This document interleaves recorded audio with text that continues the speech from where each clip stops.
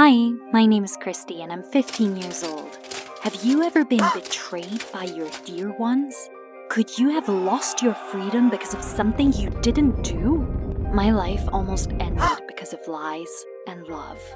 In my childhood, I decided that I would become a pharmacist when I grow up, in order to find a cure for cancer so that no one else would have to lose their loved ones like I lost my grandmother.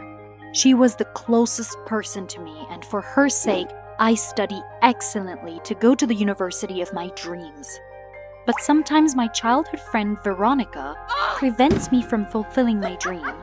I'm always aware of her new boyfriends, who she changes like gloves, and it really pisses me off. She always tries to introduce me to someone, but I'm not up for it. She knows how important it is for me to study well, but she still annoys me. Once Veronica invited me to a party. Of course I refused, but she insisted and said that I needed to rest. So I agreed on the condition that we wouldn't stay up late. Of course, Veronica immediately found a handsome boy named Jacob and had an affair with him. But what I didn't expect was that she would start setting me up with this handsome boy's friend.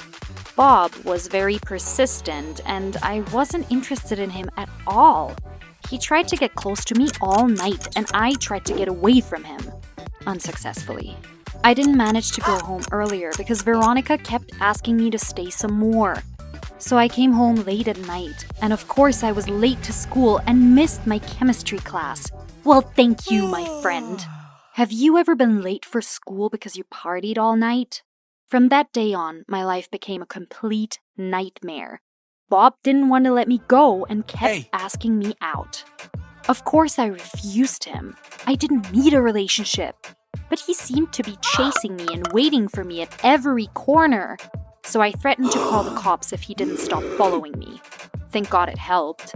From that day on, he seemed to have disappeared and everything would have been fine, but he wasn't my main problem.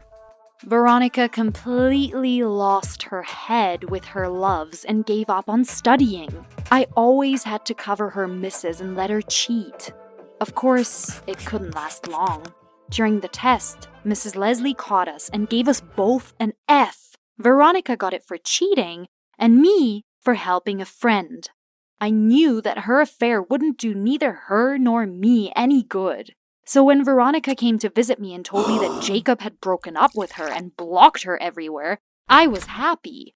Finally, she would stop suffering from nonsense and start studying. I told her not to worry and to be better prepared for the next day's chemistry test. Wait, what test? Veronica asked in surprise. Of course she didn't know about it because she hadn't been to school much in the past few months and she spent all her free time with Jacob, not studying like I did. Veronica got hysterical and burst out crying, and instead of preparing, I spent the whole night calming her down and listening to her talk about what a fool and traitor Jacob was. She fell asleep a couple of times and I hoped that I could revise the material, but she immediately woke up and started everything over again. I was completely shattered in the morning. I didn't sleep most of the night, and I didn't have time to revise anything. So I tried to avoid Veronica. I didn't have the nerves and strength to comfort her at school as well. With these thoughts in mind, I entered the class and immediately ran into my friend there. Well, bye-bye test. But thank God she didn't bother me and just asked for my phone. She wanted to call Jacob from my phone because he didn't pick up on her phone number. I was so tired of their relationship, but when I saw my friend's tear-stained face, I agreed and gave her my phone. I wouldn't be able to write the test calmly, knowing that my friend was suffering so much. She returned a few minutes later, smiling and beaming with joy. She said that everything worked out and they even met in the hall. Jacob apologized for his actions and offered to start everything over. She returned my phone with an empty battery. She said that it had turned off, although I charged it at night. Well, fine. I was happy for my friend. Even though I thought the idea of starting over with Jacob was terrible, I didn't say it. My friend was happy, and so was I. I told her to revise the material before the test, but she didn't listen to me at all. She said that everything would be fine, and then she continued thinking about her boyfriend. She was so careless. Mrs. Leslie came in and asked everyone to get ready. And just as the test started, I heard the school evacuation announcement and the cancellation of all classes. We were all taken out of school, which meant there would be no test. "I told you everything would be fine," said Veronica happily. And I was perplexed. I needed that test because only after passing it, I could find out if I could participate in a competition. Did you ever have any school evacuations during important tests? The next day, the police came to my house and took me to the police station. I tried to resist in every possible way and read them my rights, but everything was useless. They didn't tell me why they brought me there for a long time. I was thinking about all the events that might have brought me there, but the truth was far worse than I imagined. I was accused of calling the police from my phone and falsely reporting a bomb at school, and was told that such jokes do not go away without trace. Now the bomb squad was trying to find out if there was a bomb in the school or if it was just a joke. But in any case, I was the main person involved in the case. I was shocked. I didn't call anyone, but yeah, I gave my phone to Veronica. I told the police about it, and my friend was immediately called to the station. I had bailed her out so many times that she could certainly explain it all. But instead, she started to deny everything and said that she just called her boyfriend from my phone because hers had turned off. That's it. That was when I understood everything. That was why she was so calm before the test. She didn't need a phone to call Jacob, but to tell the police about the bomb, and to clear herself of suspicion, she decided to set me up. After all I had done for her, I couldn't stand it and started yelling and accusing her right in the police station. I listened to her whine about Jacob, always supported her, and gave up on my studies, and that was how she thanked me. I was immediately reassured by a police officer and told not to make my situation worse.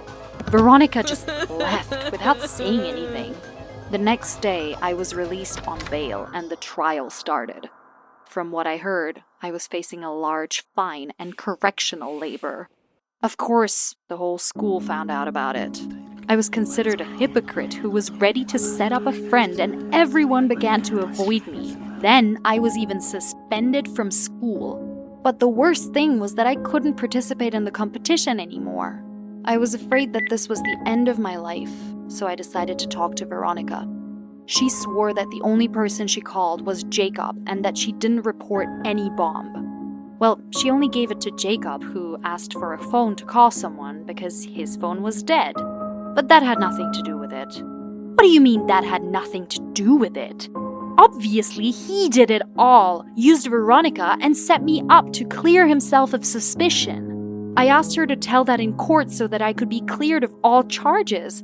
But Veronica said that I was just jealous of her, and she had noticed long before that I had a crush on Jacob. I tried to take off her pink glasses, but I couldn't. She said I was slandering him and left. The trial was 1 day away. I was on edge. My grades got worse, Mrs. Leslie lost confidence in me, and my dream of becoming a pharmacist and finding a cure for cancer was over. On the day of the trial, I no longer had any hope. I had no defense witnesses. My alleged best friend would protect her boyfriend instead of me, and then my life would be over. But instead, she said to release me because I was innocent, and she was the one who called and reported the bomb because she wasn't ready for the chemistry test. I was angry and started yelling at Veronica right in the courtroom. She knew how important it was for me to become a pharmacist. My grandmother loved her as if she were her own granddaughter. We were immediately separated then. Veronica could not stand it anymore and wept, saying that she didn't call. Jacob asked her to say so because he had a maths test that day for which he was also not ready. Veronica would do anything for him to keep him in love with her for longer. A month passed. I was cleared of all charges and my friend and I made up. Jacob was punished and Veronica cut all ties with him. He certainly tried to push for pity, but I didn't let Veronica be used again. But the most important thing is that I cleared my name and was allowed to participate in the chemistry competition. That meant that my dream would come true. Subscribe to the channel and don't miss new stories. Hi all, I'm Alex. I'm 16 now. Have you ever been scammed? Let scammers into your own house? When I was 1 year old, my older brother, Steve, was kidnapped. My family and I were at this festival and I started feeling really sick. My parents carried me to a nearby doctor's practice and my brother stayed outside, when eventually my parents caught on that he was gone. Mom, Dad, the police, the entire city had been looking for him for months. Posters, TV, everything, no luck. My parents couldn't cope with the loss. Living together became really hard. We all felt guilty for what happened, even though I didn't really understand. They divorced when I was around 5. We lived separately, but my parents were on good terms. I stayed with them in turns and didn't feel deprived of attention. Years went by. My parents had recovered, but sometimes I see them looking at Steve's photos, holding back tears. One evening when I was at Mom's, the doorbell rang. Mom went to get it. Then I saw Mom in tears hugging someone at the doorstep. Coming closer, I saw a young guy hugging Mom with tears in his eyes. He saw me and said, "It's me, Steve. I'm back." What? I couldn't believe my eyes. My brother, who'd been missing for 15 years, was at our doorstep. How could it be? I mean, he did look kind of like the boy in our family photos, even though he was just a baby. Coming inside, he said that he'd been living with a family in a nearby town. He'd always thought he didn't belong and really didn't look like them. He had a different mindset, hobbies, even a different hair color. When he started asking, they'd confessed he'd been adopted. Having learned that, Steve decided to find his real family and finally found Mom. Mom and I couldn't believe this. We'd said goodbyes to Steve long ago, and now he was standing here. Steve couldn't explain how he'd gone missing at the fair. This wasn't unusual. It had been so long ago, but have you ever forgotten something really big from your childhood? Mom showed Steve his old room. They hadn't changed anything in it. It was still a nursery, and then she went to call Dad. Steve wasn't really recognizing anything in her house. Even though it was like 15 years ago, it was somewhat suspicious. My mom interrupted my train of thought. She called us downstairs. Coming down, I saw she was scared. She looked at Steve and said, "Who are you?" The boy said he was Steve, her son. Mom said that an hour ago, another guy came to Dad and said he was Steve. I took a step back from the stranger. "Dad and the boy are coming over," Mom added. The boy seemed nervous and started towards the door. But the door opened only to let Dad and Steve number 2 in. I can't even imagine how my parents felt at that moment. I was really confused. Dad suggested we make things clear. The other Steve who came to him said he remembered the moment he was kidnapped. It was a woman who said she was a relative, and my parents had asked her to pick him up. He stayed with her, and she said Mom and Dad didn't want him anymore and gave him to her. This was true, and all those newspaper articles from long ago, I remember them. Dad said he was calling the police so that they could sort things out, but both boys asked him not to. Mom's Steve said that he had troubles with the police in his own town and hoped for his real family's support during those hard times. He had some gall. Dad Steve said he didn't want the woman who'd raised him to get arrested. Whatever she'd done, she was his only family. She was sick and needed money for medicine. Mom was feeling unwell with nerves like anxiety, and I brought her some water. Dad looked pretty tense too, stressed out. He said he wouldn't call the police, but he demanded a detailed explanation from both Steves. He did look very confused, even though he was trying not to show it. I could tell. They started telling various random facts meant to convince my parents. I used the opportunity to escape just for a minute. The 2 strangers kept badgering me, my dad and my mom, who were in tears by then. I was furious with all of them. One of the Steves was a big fat liar. Suddenly there was another doorbell ring. Everyone went silent and sat down. Both the guys had nowhere to escape, really. The police, which I had called, made quick work of everything. After a long questioning at the police station, it turned out that both of them were frauds. My parents were crushed, and so was I. I never hoped to find my brother, but now I'd been given a hope, and it was just torn away. But who knows, maybe one day our family will be whole again. With luck. By the way, this is Max, a police officer who helped to calm down Mom and deal with the scammers. And he also said he'd had a beagle named Caesar when he was a kid. Just like we did. Please subscribe to our channel and hit the bell button to learn when we post our next video. Like this video and share it with your friends. I hope you'll never have to deal with scammers. Have a great day. Hi, my name is Emma, and I just got into college. And for the first time, I faced real adult problems. Have you ever been like this? You lie once and think that you will get away with it. But one little lie requires you to lie again. And then again. And then you are already up to your ears in lies and do not know how to get out of it. Watch this video. I will tell you how the habit of lying almost led me to an escort. It all started when I passed my driver's license. Of course, I wanted to race. So I persuaded my father to lend me his car. I assured him that I would be careful, complained that I was not good at turns. My father agreed, but very strictly forbade me to race. In the evening, I took his car, and my friends and I went for a ride.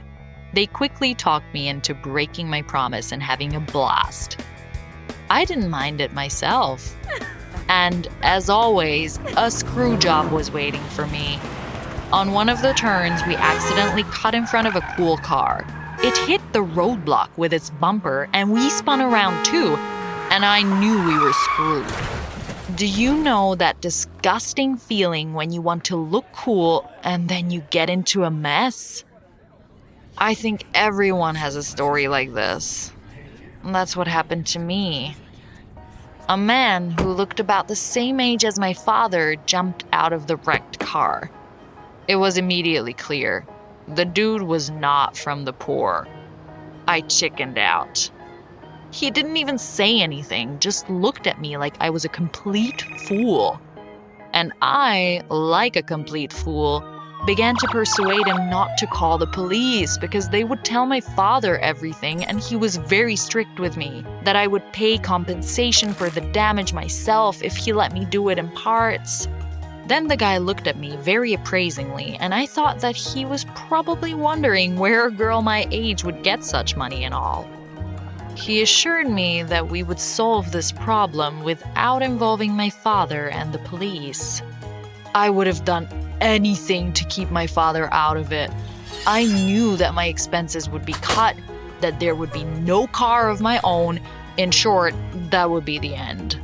We agreed to meet one-on-one and discuss the issue of compensation. I gave him my number and got back into the car, thinking I'd gotten off easy. I told my friends, so that the dude was hitting on me. And they started vying to scare me that he clearly needed sex from me. On the adrenaline, I convinced myself that everything was okay. I told him not to worry about me. In the morning, I carefully examined my father's car and still found a small scratch. I had to go to the workshop immediately. I was lucky. My father didn't notice anything and even offered to take the car more often so that I could train. The man I cut off called me a couple of days later. He introduced himself as Michael and asked me to discuss the details in the restaurant. Expensive restaurant. I agreed. We didn't talk about the wrecked car all night. But by the end of the evening, I noticed that we were alone. I felt uneasy and wanted to go home. Michael noticed that I was trying to finish the meeting and hinted that it was early to leave, and we were waiting for dessert, which was ordered especially for me. And I asked him directly what he wanted from me. Michael was not at all embarrassed. He told me that he didn't mind having sex with me and forgetting that I owed him.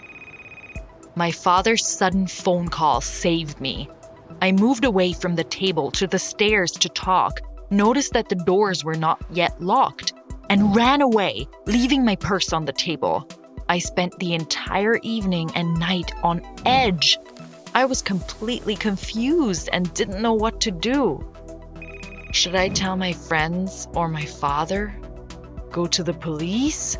Call the first, then agree to sex or not? While I was trying to figure out what to do, Michael called me. He told me that he still did not mind solving the conflict without involving the police and suggested that I accompany him to an informal party with the continuation of the evening for two. It was a true game of good cop. While I was agonizing over the phone and Michael's offer, knowing that I would agree, my friends remembered me. I convinced them the other day that everything was okay, and now they were all calling me to ride the car again. I tried to explain that I was afraid to drive. They didn't believe it. Ellen asked if I still wanted to go to the police if I was in real trouble with that guy. A guy? He is old enough to be my father, I thought. But of course I started telling them that it was okay. Michael and I met again, and he took me to the boutiques. Shoes, a new dress, a chic cocktail dress. I had never had this in my life, all at his expense. Are there moments in your life that you are not proud of? I am still ashamed to remember how I was turned around by this attention. I never thought about a rich sugar daddy. But now, in expensive salons and not alone with Michael, in the presence of consultants, I felt safe. I liked his presence, the way he was confident and even gallant. He was so mature and solid that I started to think, maybe yes? But at the meeting, I was terribly embarrassed. Michael did take me to a social gathering, but it was an informal one where everyone knew each other. It was perfectly clear to everyone that I was not from this circle and that all my status was at his expense. I was constantly getting other people's eyes on me, and it was so unpleasant. I didn't think how much. Just think, I thought Michael was the nicest person at this party. After the party, Michael said that we were going to his place. Very confident, as if my refusal was not even supposed. And I got into his car with the thought, to hell with it, I'm ready. I imagined that we were going to have terrible sex, that Michael was going to be bossing around or playing the guy from 50 Shades of Grey. I imagined that we would visit him, and there he had 3 mistresses and a bed full of devices. But it was much more prosaic. His apartment was obviously not cheap, and he had an ordinary bed. And we had pretty normal sex without being rude or making sudden offers. After sex, I tried to start a conversation about how I had already paid off my debt.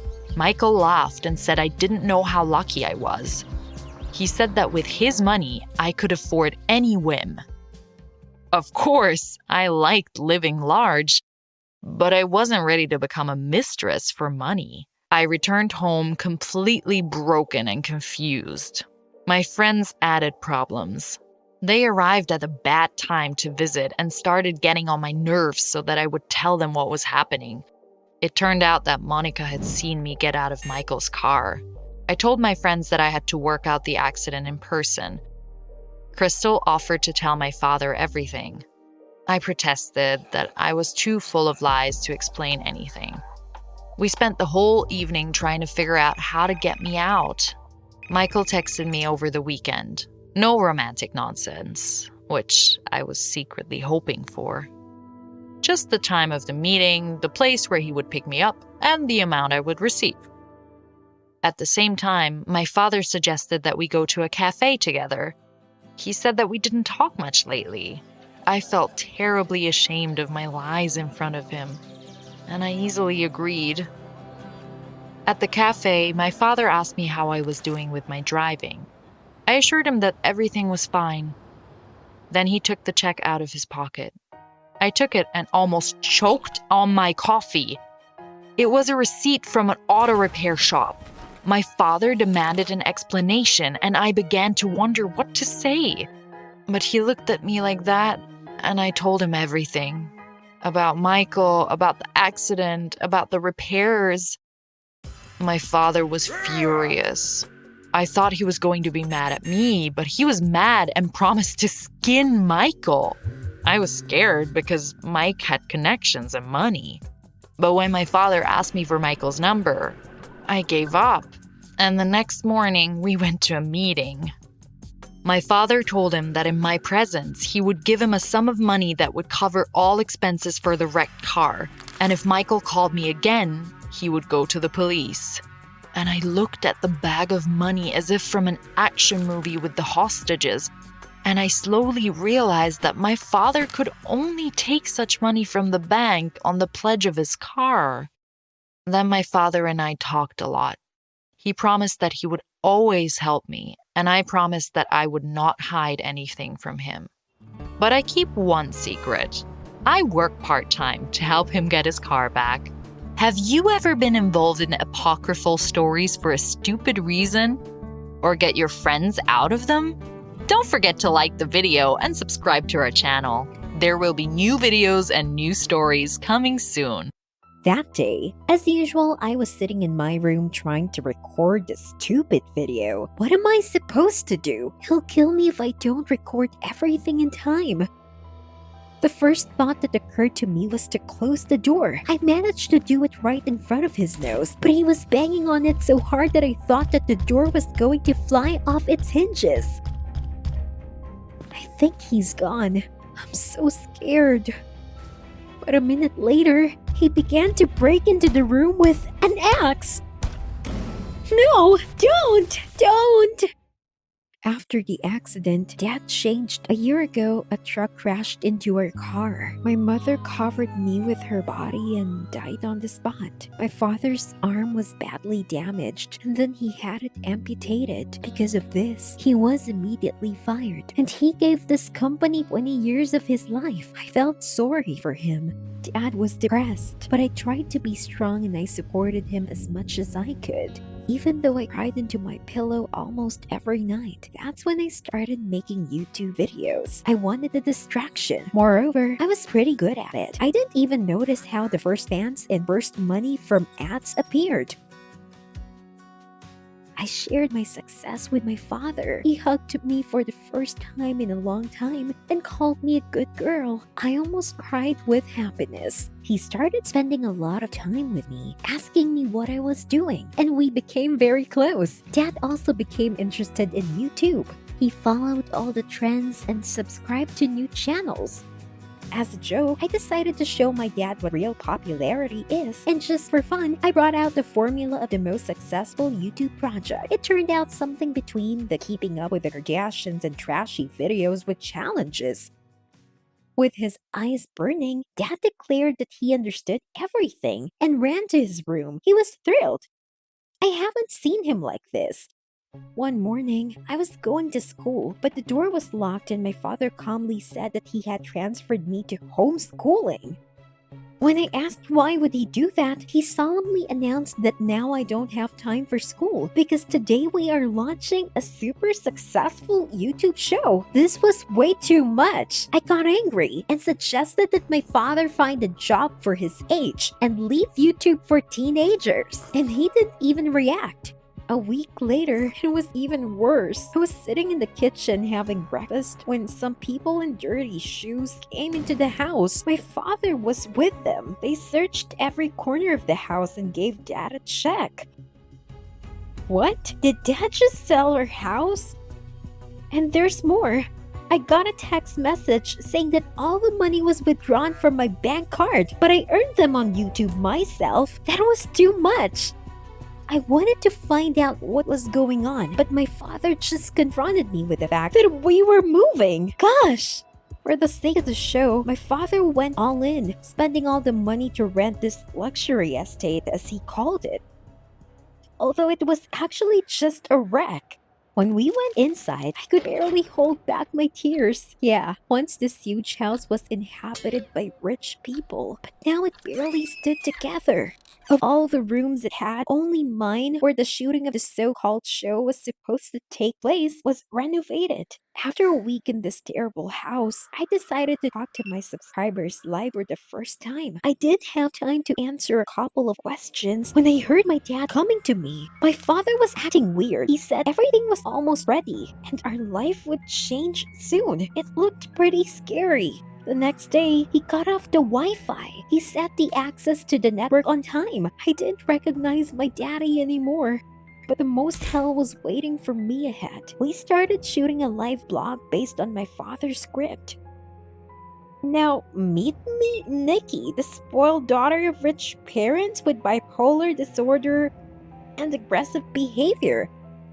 My father wrote out every word and movement and made sure I followed the script.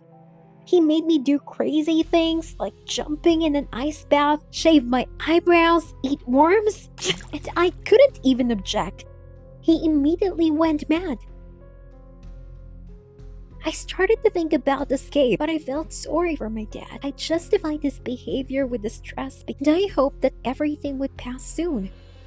So I tried to be nice on camera and believed in the best. I think that's why I got such an extensive fan club. Because of my fear, I used to wake up from nightmares in the middle of the night. It seemed as if the show's growing success and the money had driven my father completely mad.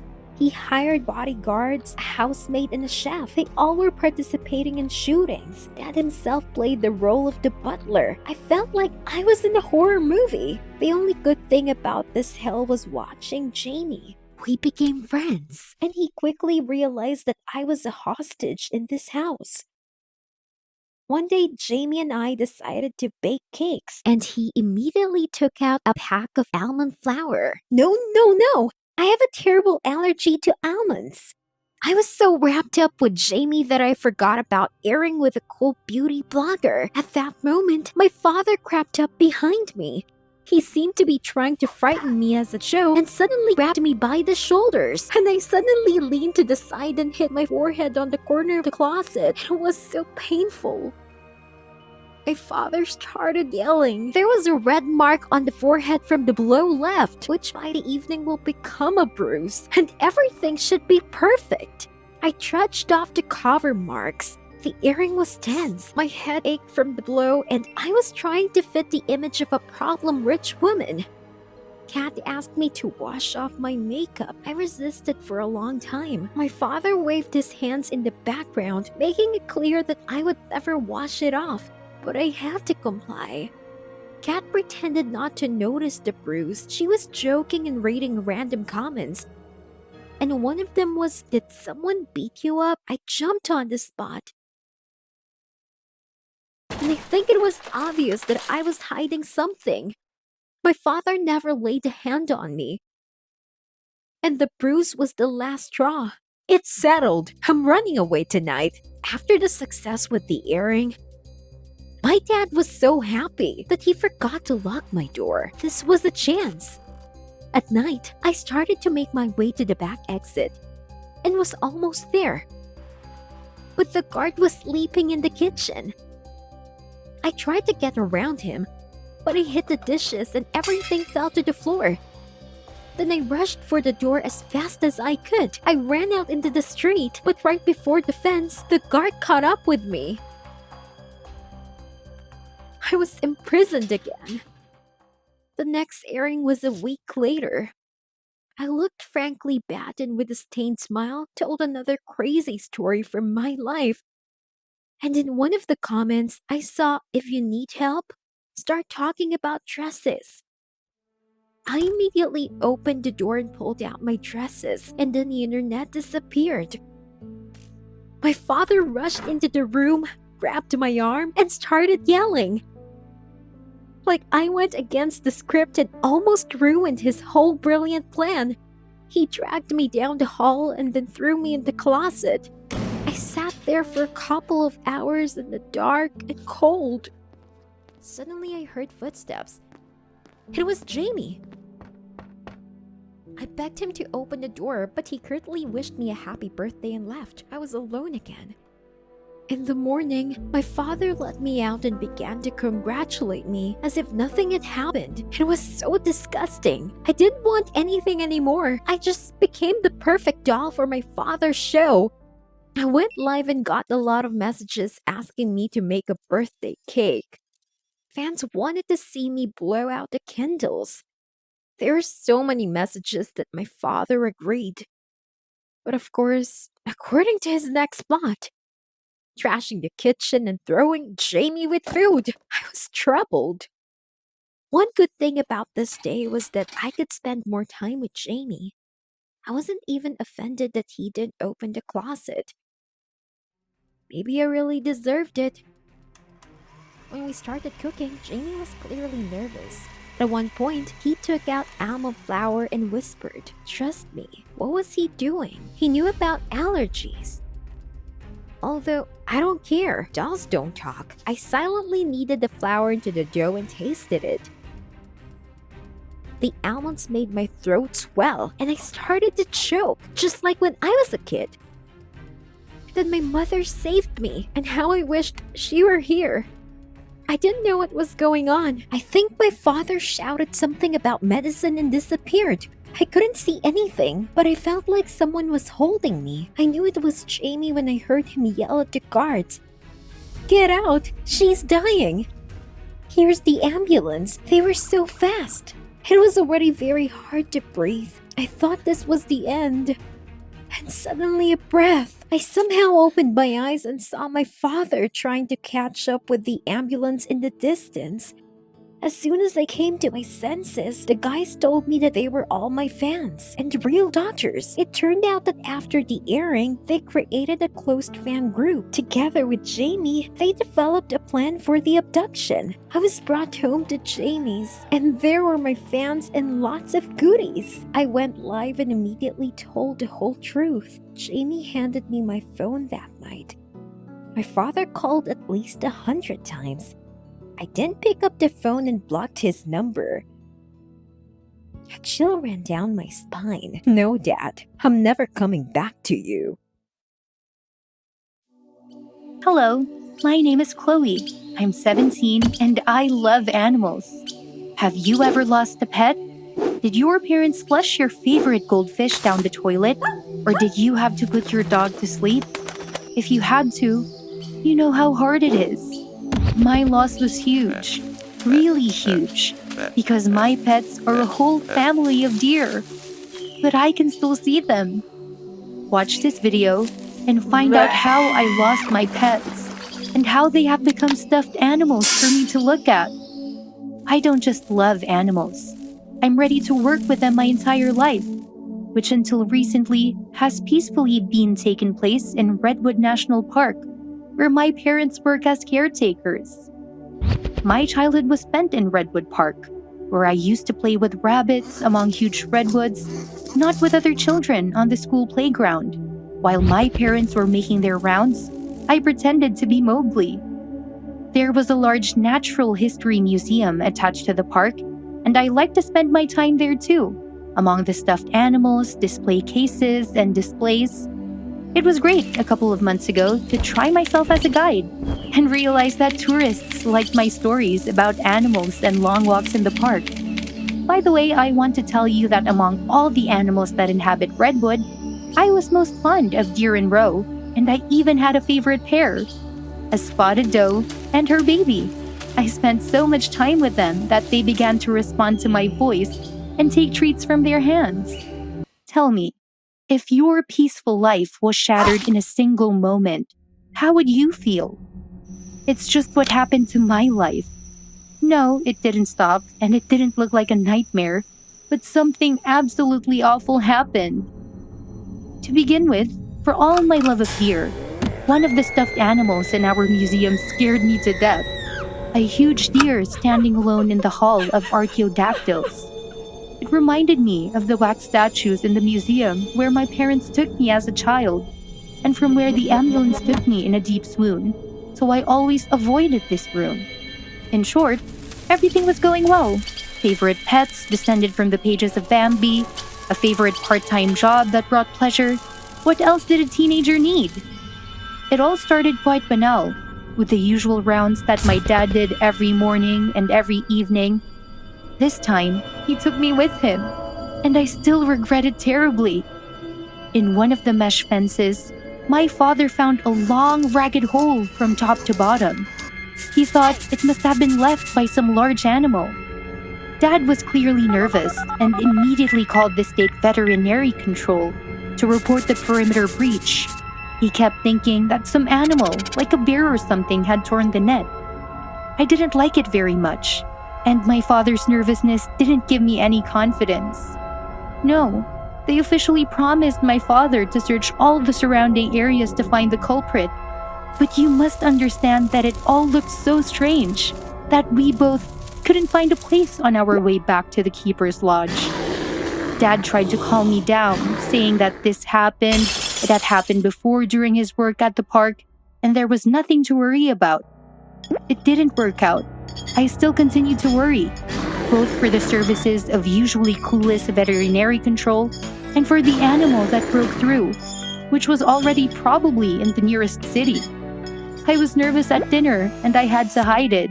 I was terrible at it.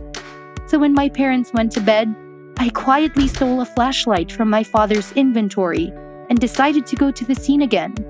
Something was bothering me. Do not think that I was afraid to walk through the redwood forest in the dead of night. I was born and raised in this park. I knew every corner of it and every badger pit. I reached the gap, sat down in front of it on the cold ground and studied the broken mesh. I couldn't do the math.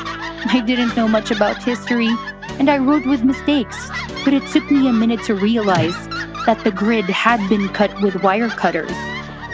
The break was the work of a two-legged beast, the worst beast I could remember. A man who did his dirty work before dinner, when the keeper was too lazy to investigate, because he was in a hurry for a pot of homemade soup and a hearty stew. The fact was that if a large animal suddenly started to break through the mesh, it always left traces of its claws on it. Animals, especially big ones, were bad burglars. And here, each link was carefully cut, leaving almost no trace. No, or rather there were tracks, but they led in an indecipherable chain from outside to inside, but not back. There were people somewhere in the huge park at this moment, and it was unlikely that they had come for a tour, since they had to pass the bureaus and ticket offices by illegal means. I should have been scared. A little girl practically abandoned in the forest among giant trees alone with poachers. But I was attacked by a strange anger. I was burning with excitement, going back to our house to get something to protect myself. I didn't risk taking a weapon. It usually didn't end well. I had to settle for a massive flashlight, a walkie-talkie that would instantly link me to the park guard, and my slingshot, which I used to shoot at banks. Imagine that you have a chance to protect what you love. Would you jump into battle like I did? Like a true Indian, I followed the trail of the criminals at the gap and quickly plunged into the forest. The poacher was found near a deer feeder. Boldly and foolishly, I offered to surrender, pointing the flashlight at him. I didn't have enough hands for a slingshot. No, I just promised to contact security and the police immediately, showing him my walkie-talkie as proof. Such a great adventure sent a rush of adrenaline through my blood. The poacher must have sensed it, because he turned slowly and tried to calm me down. He said it was all for the money, and he didn't want anything bad. All he wanted was a deer skin, and so on, and I hardly listened to him. Just as I was about to call security in triumph, someone chuckled loudly over my head. I was so happy to catch one poacher that I forgot to guard the rear. The second one came out of the woods right behind me. I screamed in surprise and fear. Oh, how I still regret it.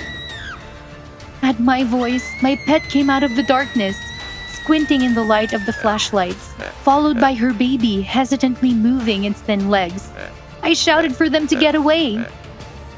I was scared, and I took off. I had to cross the clearing and disappear into the darkness. But my body's memory failed me. My foot fell into a badger pit, gave away with a crunch, and my head landed neatly on a flat rock. When I came through from the pain in my temples and the back of my head, it was all over. The poachers were caught by the police, called by veterinary control, right at the exit of the park, and my parents sent me to the hospital in an ambulance. I hit my head too hard. Redwood's deer herd was almost halved, and my pets were the first to be killed by the damned poachers. I cried so much that I was detained in the hospital for an extra day. My parents knew what these animals meant to me. Perhaps that's why Dad convinced the head of the park museum to add a couple more stuffed animals to the collection. And he brought a specialist to Redwood, who made beautiful stuffed animals out of poor deer that looked almost like they were alive. My appearance in court was enough to put 2 criminals away for a long time. But I completely lost my faith in humans. From now on, I made a promise to trust only animals. The taxidermist allowed me to work with him for a while. It was exciting, though sad, but I was glad to have even such a pitiful opportunity to keep my favorite pets with me and in the memory of other people. I almost stopped being afraid of stuffed animals when my lovely doe and fawn were put in the same hall of archaeodactyls, with an old stag that no longer looked lonely and scary. Now it had its own reindeer family, and I liked to sit on the floor in front of them, studying, reading, or just watching them. Now I am taming the deer again, but I no longer train them to use my voice, so as to not let them down again by accident some dark night.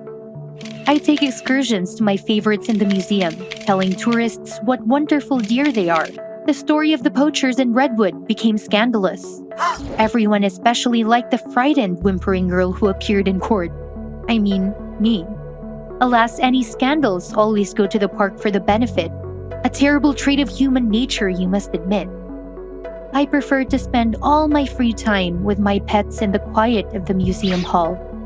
It's better with them than with people. Did you like my story? I think that you will get at least some of my love for animals, and it will make the world a little better. I want to believe it. Subscribe to our channel. New stories regularly appear here. They are no worse than mine.